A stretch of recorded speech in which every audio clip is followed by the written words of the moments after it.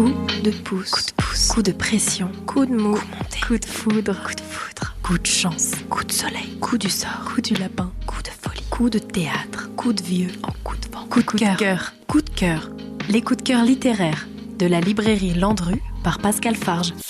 Justice indienne de David S.K. Wambly-Weyden aux éditions Gallmeister.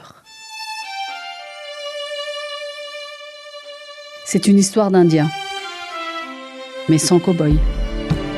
C'est un roman qui nous apprend beaucoup sur la vie des Indiens Lakotas. Cette tribu, gangrénée par un trafic de drogue et par une justice manipulée. Des enquêtes qui ne se font pas par la justice américaine. Le gouvernement le refuse. Et la police tribale n'a pas de moyens. Et surtout, elle n'est pas entendue. Jamais. Virgile, ancien alcoolique, se chargera lui-même de faire justice, en y laissant quelques plumes. C'est finalement un retour vers ses ancêtres, l'acceptation de sa culture, qui feront de ce personnage hors du commun un véritable héros contemporain.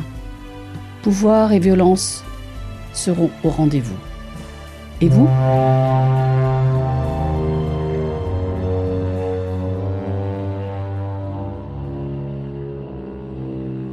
Guve était le professeur de sport de l'école. Il enseignait le football américain, le basket et le foot. Mais d'après la rumeur, il avait tendance à se rapprocher un peu trop de ses élèves, tant des filles que des garçons. J'allais le laisser se saouler copieusement, et ensuite, la fête pourrait commencer pour de bon. J'avais un coup de poing américain et une batte de baseball dans mon coffre, mais il ne serait pas nécessaire. J'avais renoncé à ma rémunération pour cette mission. D'habitude, je facturais $100 pour chaque dent que je faisais sauter et chaque os que je cassais. Mais j'avais décidé de tabasser Guve gratuitement. Je le détestais depuis des années. Même quand il était adolescent, c'était un salopard, cruel, qui terrorisait les autres. Bien sûr, Guve était toujours accompagné de sa bande. Je n'avais pas souvenir de l'avoir jamais vu se battre seul. Mais ce soir, ce serait sa fête.